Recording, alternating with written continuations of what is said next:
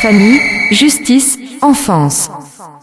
Bonjour et bienvenue dans Famille, justice, enfance numéro 137 qui sera aujourd'hui consacré à la seconde partie de notre entretien avec l'association SOS Éducation sur le phénomène transgenre au sein de l'école éducation nationale en France.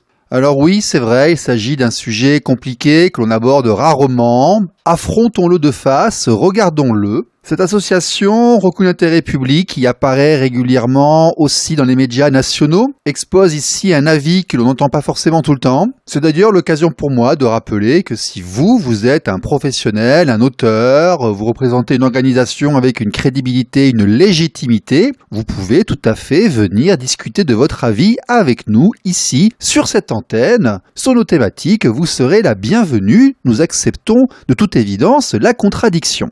Mais en attendant, rappel des faits, le transgenre, qu'est-ce que c'est ? Voici un petit spot tiré de nos confrères d'Europe 1. Alors cette pensée woke, on la sent se diffuser dans la société, les politiques s'en emparent, les jeunes également. Exemple avec ces adolescents qui se questionnent sur leur identité sexuelle, qui se revendiquent transgenres. Ils sont nés hommes ou femmes, mais refusent d'être assignés à leur sexe de naissance. Et ils demandent donc à pouvoir changer de prénom du masculin au féminin et inversement. Le Conseil d'État vient de leur donner raison. Désormais, les élèves de collège ou de lycée pourront se faire appeler par un autre prénom que celui choisi par leurs parents, avec quelques nuances, David Montagnier. Oui, les enfants transgenres pourront se faire appeler par un prénom qui n'est pas le leur, en tout cas pas celui de leur état civil. Cela se fera avec l'autorisation des parents si l'enfant est mineur. C'est ce que confirme le Conseil d'État qui valide ainsi les instructions de la circulaire Blanquer de septembre 2021, un texte qui ne fait pas l'unanimité. L'objectif affiché en tout cas est de protéger les élèves transgenres, de faciliter leur accompagnement au nom de la scolarisation inclusive de tous les enfants. Une décision saluée par Éric Labastie, secrétaire général de la FCPE. C'est réellement une avancée très importante qui permet de créer un environnement scolaire qui garantit aux enfants et aux adolescents et aux adultes aussi qui se questionnent sur leur identité de genre, le droit à l'intégrité, au bien-être, à la santé et à la sécurité. Une limite cependant à cette liberté, le véritable prénom doit être conservé pour la notation des élèves, mais pour beaucoup il s'agit d'une offensive de l'idéologie de transgenre sur l'école française. L'association SOS Éducation a lancé dès l'an dernier une pétition contre cette circulaire. David Montagnier. RLP. Radio Libre en Périgord. Famille, justice, enfance. Il faut savoir que dans une enquête de très loin. Ah bah non, je vais pas très loin, c'est écrit noir sur blanc. Vous pouvez relire, on peut vous donner le lien vers le rapport, hein. Le rapport, il est extrêmement clair, hein. Je vous entends, mais pour le profane et pour le néophyte, vous allez quand même extrêmement loin. Vous sous-entendez qu'il y aurait, c'est la théorie du complot quelque part, hein. Il y aurait des lobbies qui conspireraient pour faire passer des idées dans le but d'influencer les enfants. Je vais vous lire quelques lignes qui sont dans ce rapport dans les premières pages, hein. Donc c'est dans le rapport. Alors ce rapport s'appelle... Dans ce rapport, Iglio. D'accord. C'est le rapport Iglio, seulement les adultes, bonne pratique en matière de reconnaissance légale du genre pour les jeunes, un rapport sur l'état actuel des lois et du plaidoyer des ONG dans 8 pays d'Europe, avec un accent sur les droits des jeunes, novembre 2019. C'est le titre du rapport, hein.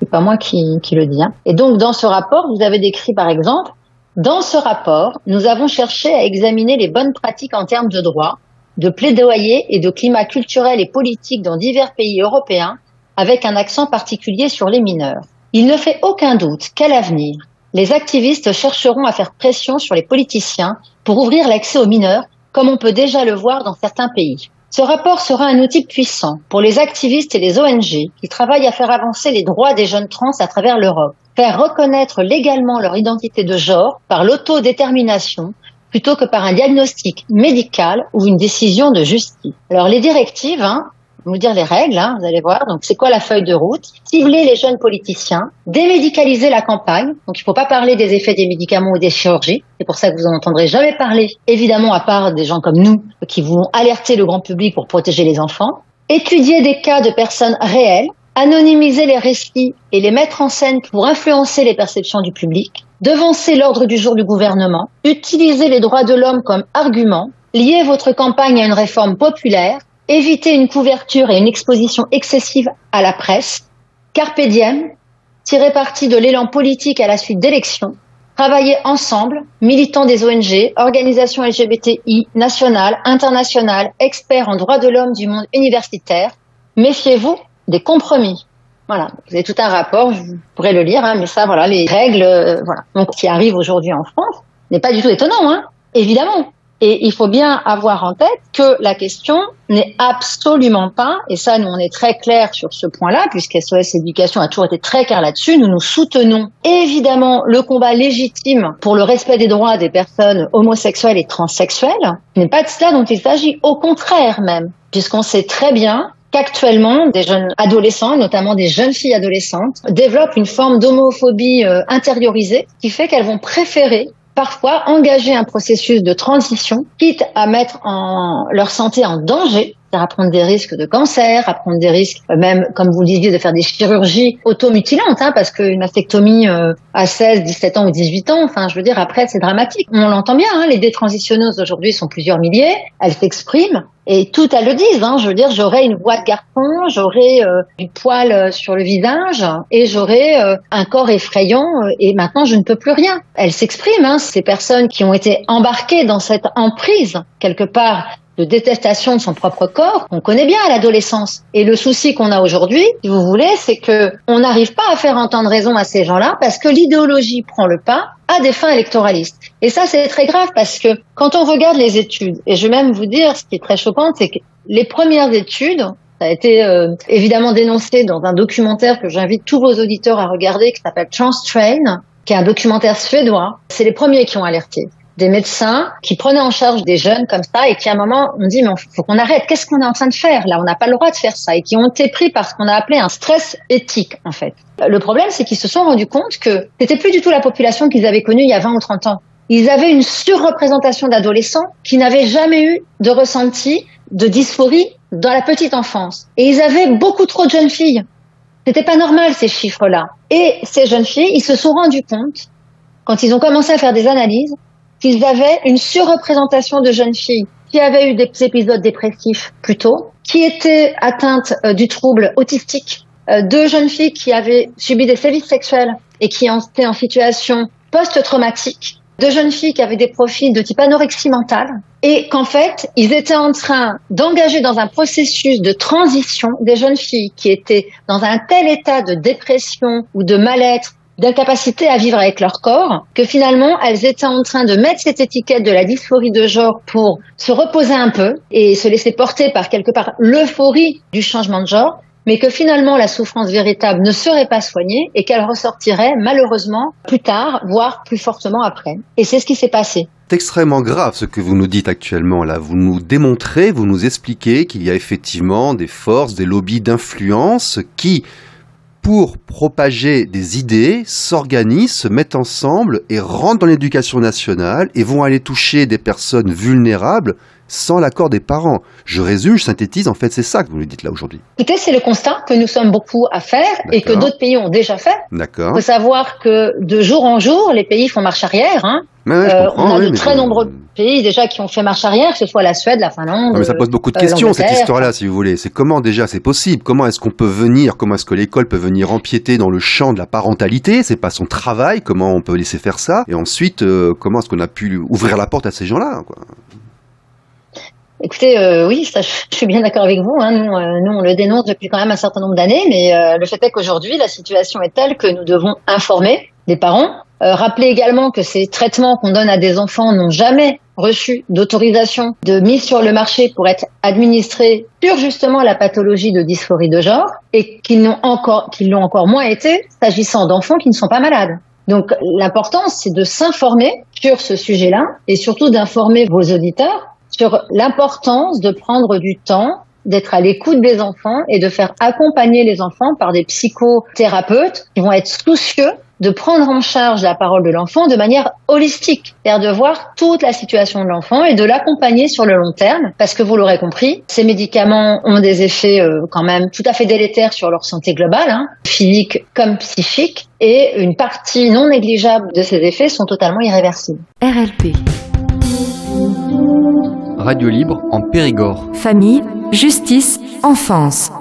Nos auditeurs, nous, sont très sensibilisés au fait qu'on essaie de diminuer ce qu'on appelle les droits parentaux. On voit que durant les conflits familiaux, par exemple, le nombre d'enfants placés augmente de manière extrêmement grande, que les familles monoparentales féminines sont extrêmement importantes, qu'on a de moins en moins l'accès à nos enfants, que nos enfants sont éduqués, instruits, non plus par leurs parents mais par l'institution. Là, on attaque ce point du transgenre, effectivement, qui est une démonstration de l'affaiblissement des droits parentaux, mais ceci vient au milieu de quantité d'autres signaux. Vous avez dû en constater d'autres, vous. Comment ça se fait que l'État, comme ça, s'immisce ainsi dans la sphère éducationnelle de la famille, et deux, soit aussi poreux à des influences externes? Non, je réfléchis à... déjà, est-ce que vous avez constaté qu'effectivement les droits parentaux... Bien sûr. Évidemment, on constate. Bien sûr qu'on constate. Et on sait très bien, notamment pour les pays qui ont un peu d'avance sur nous, et on sait que c'est pareil en France. Alors pour l'instant, on n'a pas beaucoup de cas qui se sont exprimés, mais d'abord on ne le saurait peut-être pas, mais on sait que c'est un enjeu, notamment aux États-Unis ou au Canada, dans le cas de divorce. Évidemment que le fait d'avoir un parent qui affirme le genre ressenti par un enfant et d'avoir l'autre parent qui l'affirme pas, permet à celui qui affirme de garder l'enfant, voire de faire attaquer ou d'empêcher de voir l'enfant en disant mon ex-mari ou mon ex-femme est transphobe et je ne veux plus qu'elle voie ma fille parce que moi je l'accompagne dans sa transition. On sait très bien qu'il y a du chantage sur ce registre-là aussi dans d'autres pays. Et il y a aussi la loi 15 à Québec qui tend à remplacer la primauté biologique et à dire en fait que l'enfant appartiendrait plus ou moins à l'État plus qu'à la famille. Non, mais ça, évidemment, alors, nous, heureusement, on n'en est pas là, mais effectivement, on peut se poser la question de ces dérives-là. Oui. Est-ce que ces dérives-là ne sont pas, effectivement, les prémices d'une position étatique sur quelque part même la propriété de l'enfant, parce qu'à partir du moment où vous c'est ma question, sur 20 ans d'activisme, est-ce que vous voyez une direction vers là? C'est une question qui est très difficile. Je dirais que d'une manière... Non, mais il faut être vigilant quand on dit ce genre de choses, parce que nous, on essaye d'avoir quand même une approche très mesurée des sujets. Disons qu'à partir du moment où on considère que l'école est là pour éduquer et non pas pour instruire, on est déjà dans une dérive qui fait que l'État outrepasse son rôle et ne respecte plus la distance qui est la sienne par rapport aux parents. Ça, c'est la première chose. C'est le fondement même de l'objet social d'SOS Éducation. C'est-à-dire défendre une école qui instruit en respectant les valeurs éducatives qui sont fixées par les parents. L'école n'a pas à intervenir sur les valeurs éducatives des parents. Or, elle y intervient en permanence. Oui. Quand, par exemple, et bon, malheureusement, je veux dire, ça peut être en diffusant un récit sur l'histoire qui est orienté, potentiellement, elle se met en confrontation, ou elle met l'enfant en confrontation avec l'éducation que lui transmet ses parents. Et c'est encore plus grave évidemment, la crise Covid a malheureusement montré la face sombre de l'État. C'est-à-dire quand à un moment l'État est prêt à discriminer les enfants au motif qu'ils auraient été vaccinés par rapport à d'autres qui ne l'auraient pas été par leurs parents, là on est quand même dans quelque chose qui également va loin. C'est-à-dire qu'on met potentiellement à deux niveaux les enfants des parents qui ont vacciné, des enfants des parents qui n'ont pas vacciné, avec un jugement moral, voire un jugement sur l'engagement collectif des uns par rapport aux autres. Donc ça va très loin. Non, mais j'essaie de voir dans mon analyse, moi, si effectivement nous allons vers une volonté étatique de remplacer le rôle du parent en tant qu'éducation. Si effectivement ça existe, il semblerait, nous, qu'il y ait une convergence de signaux qui est dans cette direction-là. Et la deuxième interrogation qui vient juste après, c'est si oui, c'est dans quelle direction. Vous voyez, c'est une analyse en prenant un peu de hauteur qui, que nous, on s'impose depuis plusieurs années. Sur la question de la transidentité et de la circulaire Blanquer, c'est une évidence. D'accord. C'est une évidence. C'est-à-dire qu'à un moment, quand vous avez une circulaire... Oui, mais bon, là, vous m'interrogez sur celle-ci. Donc, exact. je vous réponds sur celle-ci. Quand dans une circulaire, il est formulé que l'enfant peut se confier à son professeur ou à un personnel éducatif sur son ressenti de genre et sur le fait qu'il veut changer de genre. Et qu'il peut s'en confier au professeur ou à l'équipe éducative et que l'équipe éducative doit garder ce secret pour elle, sauf parce que l'enfant l'autorise à en parler à ses parents. On est bien dans un phénomène de substitution. Alors, évidemment, l'argument qui va être opposé, c'est de dire oui, mais le professeur est mandaté par l'éducation nationale pour recevoir cette parole, au motif que potentiellement, c'est dans l'intérêt de l'enfant, c'est-à-dire que c'est dans une logique de protection de l'enfance. Mais le souci se pose quand les professeurs ne sont pas formés, ne sont pas capables, ne sont pas habilités à recevoir une telle parole, et ils ne sont pas non plus habilités ou mandatés pour prendre les risques d'un enfant qui serait en situation d'extrême danger psychologique, puisque ce n'est pas leur formation, et qui n'ont pas à le faire. Et à cela, l'éducation nationale ne donne aucune réponse, puisqu'on n'a pas non plus de service de santé dans l'école, puisqu'il a été tellement malmené, sous-payé, méprisé, qu'on n'a plus de médecins scolaires, qu'on n'a plus ou très peu de psychologues scolaires, et qu'il en est de même pour les infirmières. Donc, d'un côté, on met les professeurs et les équipes pédagogiques dans une situation d'injonction à prendre en charge une parole d'un enfant au motif que on considère que sinon il pourrait être en danger, auprès de personnels qui n'ont pas du tout la compétence pour prendre en charge cette parole, et avec un système de médecine scolaire qui n'est pas du tout capable de protéger l'enfant. Et ça, on le fait en considérant quand même un peu que finalement les parents, ils sont pas capables de le faire et que ça sera à l'école de le faire. Donc si vous voulez, on est quand même sur quelque chose qui est très très très très complexe et très dangereux à tous les niveaux. C'est-à-dire que d'un côté, l'enfant, on lui ment sur le fait que ce ne sont pas ses parents qui veulent son bien a priori. Oui, c'est pas normal ça. Non, c'est pas normal. Qu'on met dans les mains de professeur une parole dont il sera bien compliqué pour lui de savoir quoi en faire. Et faut être clair, hein, l'enfant... Et dont il n'est pas dépositaire, je suis désolé. Dont il n'est pas dépositaire, mais où il prend des risques. Parce que imaginez que cet enfant écrive dans un journal intime qu'il en a parlé à monsieur Untel, professeur de je sais pas quoi, et 3 ans plus tard, malheureusement, il fait une tentative de suicide et on retrouve son journal dans l'enquête. Qu'est-ce qui se passe? Qui est responsable? Est-ce qu'il devait en parler, ce professeur? Les parents qui iraient lui dire, mais monsieur, il vous avait informé, pourquoi vous nous avez pas dit? On aurait pu prendre en charge sa souffrance, on savait pas, il y a que vous qui saviez. Vous auriez dû nous informer, c'est nous, ses parents. Vous voyez, on met tout le système dans une situation où finalement, quelque part, on va être clair, hein, là, la considération de l'intérêt supérieur de l'enfant et de la protection de l'enfant, elle est caduque. Elle est absolument caduque. Si vous voulez. Ouais, parce que c'est certainement en parallèle pas... avec l'effondrement du niveau scolaire, les classements PISA. J'ai passé 10 ans d'expatriation et rentrer en France et se rendre compte que le système français est maintenant au 23e niveau national, je crois. Enfin, c'est douloureux quand même. Hein, donc, Ah oui, bien sûr. RLP. Radio libre en Périgord. Famille, justice, enfance. Je vais juste vous lire le témoignage d'une maman, parce que je trouve que par rapport à la question que vous posez, c'est une maman donc qui n'est pas française, hein, c'est sur des récits de documentaires des autres pays, par rapport à la question que vous posez, et elle exprime assez bien l'emprise, en fait. Et elle écrit, elle dit, elle ne voulait pas que je sois une de ces mères entre guillemets, hein. C'est comme ça qu'ils disent sur Internet. Si vos parents questionnent quoi que ce soit, s'ils ne sont pas encourageants, alors tu devrais peut-être chercher une autre famille.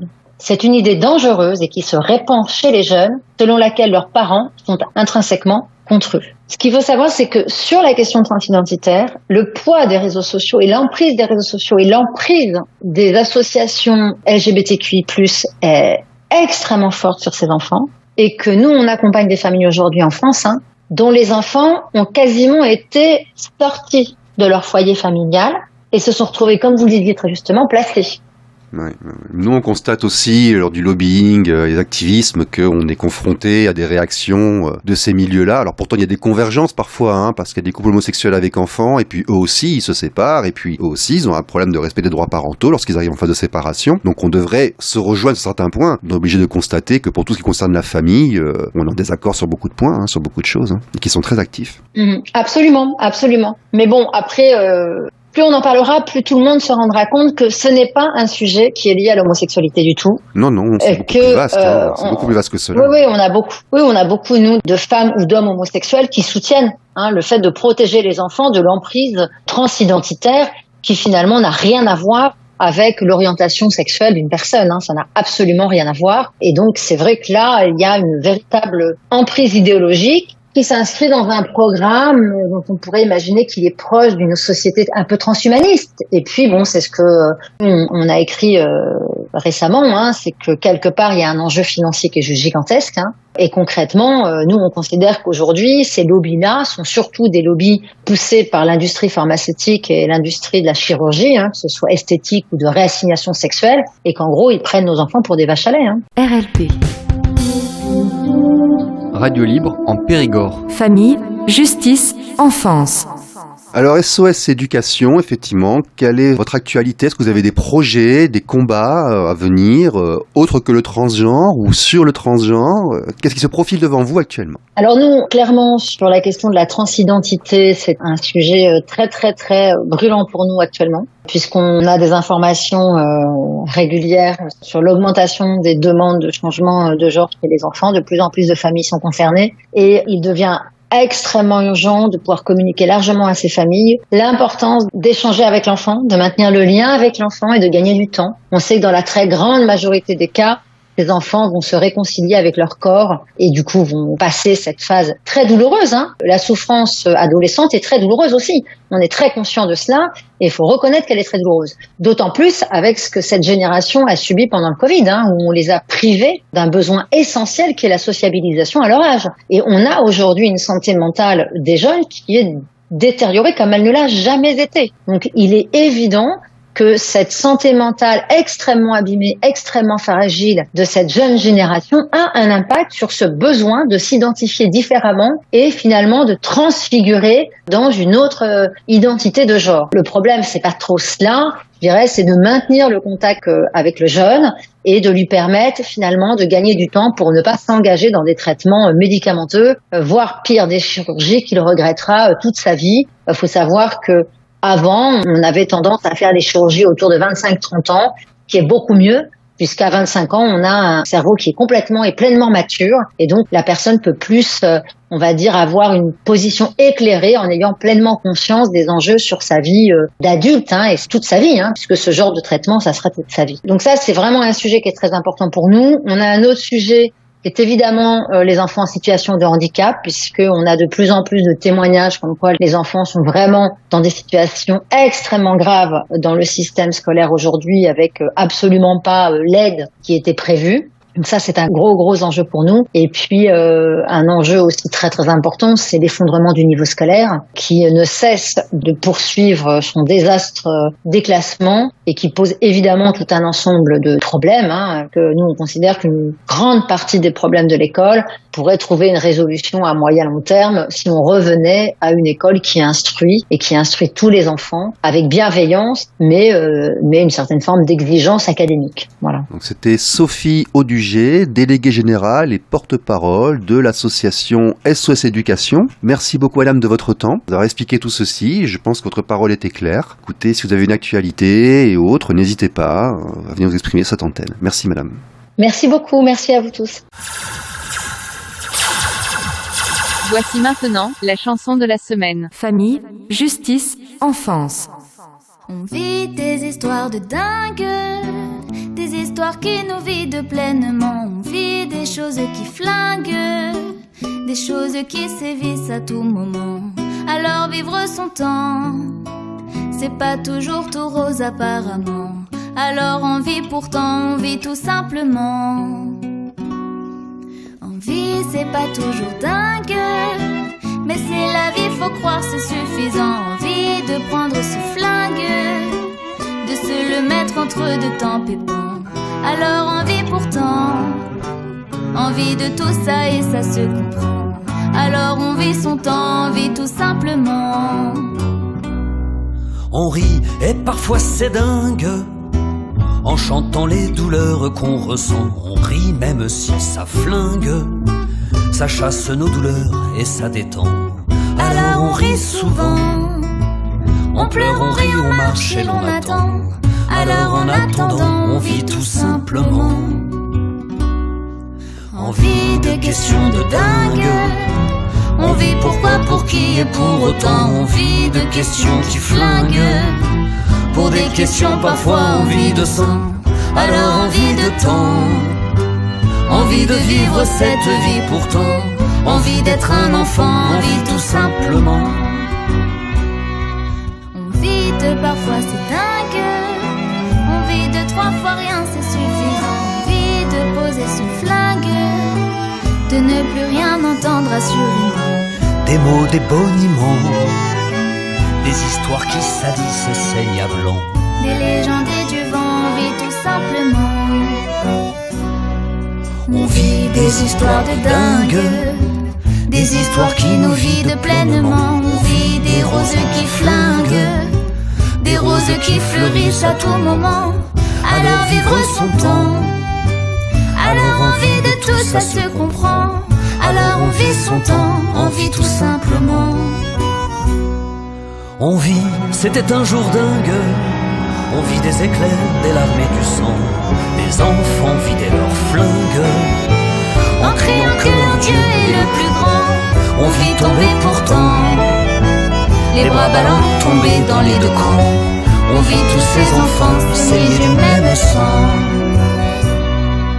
On vit des histoires de dingue, des histoires qui nous vident pleinement. On vit des choses qui flinguent, des choses qui sévissent à tout moment. Alors on vit pourtant, envie de voir cette vie qui t'attend.